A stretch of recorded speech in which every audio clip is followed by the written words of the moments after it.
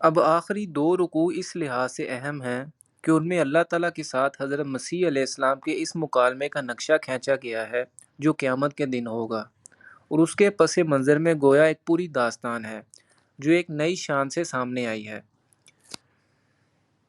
یوم یجمع اللہ الرسل فیقول ماذا اجبتم، اس دن کا تصور کرو جس دن اللہ تعالیٰ تمام رسولوں کو جمع کرے گا اور پوچھے گا آپ لوگوں کو کیا جواب ملا تھا، یعنی آپ لوگوں کی دعوت کے جواب میں آپ کی قوموں نے آپ کے ساتھ کیا معاملہ کیا تھا۔ قالوا لا علم لنا انک انت العلام الغیوب، وہ کہیں گے کہ ہمیں کچھ معلوم نہیں، تو ہی بہتر جاننے والا غیب کی باتوں کا۔ اذ قال اللہ یا عیسی ابن مریم، جب کہے گا اللہ تعالیٰ اے عیسیٰ ابن مریم علیہ السلام۔ اب روز قیامت حضرت عیسیٰ علیہ السلام کی خاص پیشی کا منظر ہے۔ دنیا میں ان کی پرستش کی گئی، ان کو اللہ کا بیٹا بنایا گیا، لہٰذا اب حضرت عیسیٰ علیہ السلام کو اللہ تعالیٰ کے سامنے جو شرمندگی اٹھانا پڑے گی اس کا نقشہ کھینچا جا رہا ہے۔ جب اللہ ان کو مخاطب کر کے فرمائے گا اے عیسیٰ ابن مریم، مریم اذکر نعمتی علیک وعلی والدتک، ذرا میرے ان انعامات کو یاد کرو جو تم پر اور تمہاری والدہ پر ہوئے۔ اذ ایدتک بروح القدس، جبکہ میں نے تمہاری مدد کی روح القدس سے۔ تکلم الناس فی المہد وکہلا، تم گفتگو کرتے تھے لوگوں کے ساتھ پنگوڑے میں بھی اور بڑی عمر کو پہنچ کر بھی۔ وَإِذْ عَلَّمْتُكَ الْكِتَابَ وَالْحِکْمَةَ وَالتَّوْرَاةَ وَالْإِنْجِیلَ، اور یاد کرو میرے اس احسان کو جبکہ میں نے تمہیں سکھائی کتاب اور حکمت یعنی تورات اور انجیل۔ وَإِذْ تَخْلُقُ مِنَ الطِّینِ كَهَیْئَةِ الطَّیْرِ بِإِذْنِی، اور یاد کرو جب تم بناتے تھے گارے سے پرندے کی ایک شکل میرے حکم سے۔ فَتَنفُخُ فِیہَا فَتَکُونُ طَیْرًا بِإِذْنِی، پھر تم اس میں پھونک مارتے تھے تو وہ اڑنے والا پرندہ بن جاتا تھا میرے حکم سے۔ وَتُبْرِئُ الْأَکْمَحَ وَالْأَبْرَصَ بِإِذْنِی، اور تم اچھا کر دیتے تھے مادرزاد اندھے کو اور کوڑے کو میرے حکم سے۔ وَإِذْ تُخْرِجُ الْمَوْتَى بِإِذْنِی، اور جب تم مردوں کو نکال کھڑا کرتے تھے میرے حکم سے۔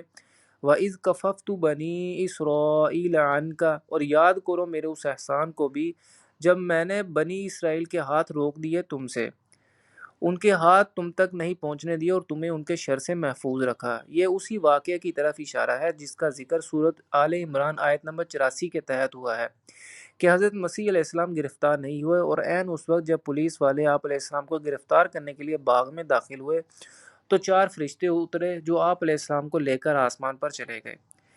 اذ جئتهم بالبینات فقال الذین کفروا منهم ان ھذا الا سحر مبین، جب کہ تم آئے ان کے پاس کھلے معجزات کے ساتھ تو کہا ان لوگوں نے جو ان میں سے کافر تھے کہ یہ تو صریح جادو کے سوا کچھ نہیں ہے۔ وَإِذْ أَوْحَيْتُ إِلَى الْحَوَارِيِّينَ، اور یاد کرو میرے احسان کو جب میں نے اشارہ کیا حواریوں کو، ان آمنوا بی و برسولی، کہ ایمان لاؤ مجھ پر اور میرے رسول پر، یعنی ان کے دل میں ڈال دیا، الہام کر دیا، ان کی طرف وحی کر دی۔ یہ وحی خفی ہے، ظاہرہ حواریوں کی طرف وحی جلی تو نہیں آ سکتی تھی جو خاصہ نبوت ہے، لیکن جیسا کہ شہد کی مکھی کے لیے وحی کا الفاظ آیا ہے سورۃ النحل آیت نمبر 98، یا جیسا اللہ تعالیٰ نے آسمانوں کو وحی کی سورہ فصلت آیت نمبر 12، یہ وحی خفی کی مثالیں ہیں۔ قالوا آمنا واشہد باننا مسلمون، تو انہوں نے کہا ہم ایمان لائے اور عیسیٰ علیہ السلام آپ بھی گواہ ہے کہ ہم اللہ کے فرما بردار ہیں۔ اذ قال الحواریون یا عیسی ابن مریم، اور ذرا یاد کرو اس واقعے کو جب حواریوں نے کہا کہ اے عیسیٰ ابن مریم، هل یستطیع ربک ان ینزل علینا مائدۃ من السماء، کہ آپ کے رب کو یہ قدرت حاصل ہے کہ ہم آسمان سے ایک دسترخوان اتاریں، کہ ہم پر آسمان سے ایک دسترخوان اتاریں۔ قال اتقوا اللہ ان کنتم مؤمنین، جواب میں عیسیٰ نے کہا اللہ کا تقوی اختیار کرو اگر تم ایمان رکھتے ہو۔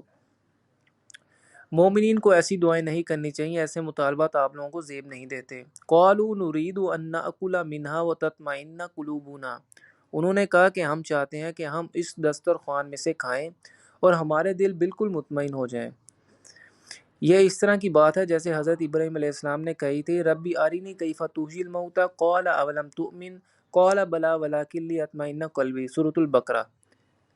پروردگار ذرا مجھے مشاہدہ کرا دے کہ تو مردوں کو کیسے زندہ کرے گا۔ اللہ تعالیٰ نے فرمایا کیا تم اس بات پر ایمان نہیں رکھتے؟ حضرت ابراہیم علیہ السلام نے کہا کیوں نہیں، ایمان تو رکھتا ہوں لیکن چاہتا ہوں کہ میرا دل مطمئن ہو جائے۔ اسی طرح کا مشاہدہ وہ بھی طلب کر رہے تھے۔ وَنَعْلَمَ أَن قَدْ صَدَقْتَنَا وَنَكُونَ عَلَيْهَا مِنَ الشَّاهِدِينَ، اور ہمیں معلوم ہو جائے کہ آپ علیہ السلام نے جو کچھ ہم سے کہا وہ سچ ہے اور اس پر وہ گواہ بن جائیں۔ قال عیسی ابن مریم اللہم ربنا انزل علینا مائدۃ من السماء، اس پر عیسیٰ ابن مریم علیہ السلام نے دعا کی، اے اللہ، اے ہمارے رب، اتار دے ہم پر ایک دسترخوان آسمان سے، تکون لنا عیدا لاولینا و آخرینا و آیۃ منک، جو عید بن جائے ہمارے لیے اور ہمارے اگلے اور پچھلوں کے لیے، اور ایک نشانی ہو تیری طرف سے۔ یعنی آسمان سے خاص تیرے ہاں سے کھانے سے بھرے ہوئے دسترخوان کا نازل ہونا یقیناً ہمارے اگلوں اور پچھلوں کے لیے ایک یادگار واقعہ اور تیری طرف سے ایک خاص نشانی ہوگا۔ اس واقعے پر یقیناً ہم جشن منائیں گے۔ وَارْزُقْنَا وَأَنْتَ خَيْرُ الرَّازِقِينَ، اور ہمیں رزق عطا فرما اور یقیناً تو بہترین رزق دینے والا ہے۔ قال اللہ انی منزلها علیکم، اللہ نے ارشاد فرمایا ٹھیک ہے میں نازل کر دوں گا اس کو تم پر۔ فَمَن يَكْفُرْ بَعْدُ مِنْكُمْ فَإِنِّي أُعَذِّبُهُ عَذَابًا لَا أُعَذِّبُهُ أَحَدًا مِنَ الْعَالَمِينَ، لیکن پھر اس کے بعد تم میں سے جو کوئی کفر کی روش اختیار کرے گا تو پھر اس کو میں عذاب بھی وہ دوں گا جو تمام جہانوں میں سے کسی اور کو نہیں دوں گا۔ یعنی جب اس طرح کی کوئی خرقی عادت چیز دکھا دی جائے گی، کھلا معجزہ سامنے آ جائے گا تو پھر رعایت نہیں ہوگی۔ گزشتہ قوموں کے ساتھ ایسا ہی ہوا تھا۔ قوم سمود نے حضرت صالح علیہ السلام سے مطالبہ کیا کہ اس چٹان میں سے ہمارے سامنے ایک حاملہ اونٹنی برآمد ہو جانی چاہیے۔ اللہ کے حکم سے وہ اونٹنی تو برآمد ہو گئی لیکن ساتھ ہی رعایت بھی ختم ہو گئی۔ اس کے بعد ان سے واضح طور پر کہہ دیا گیا کہ اب تمہارے لیے مہلت کے صرف چند دن ہیں، اگر ان دنوں میں ایمان نہیں لاؤ گے تو نیست و نابود کر دیے جاؤ گے۔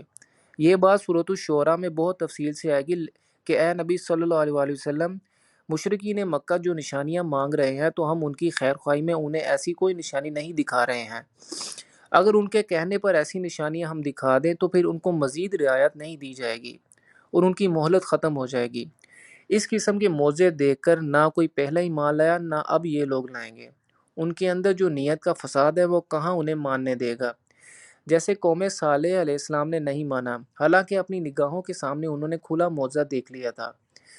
اسی طرح یہودیوں نے حضرت عیسیٰ علیہ السلام کے معجزوں کو نہیں مانا، الٹا انہیں جادو قرار دے دیا۔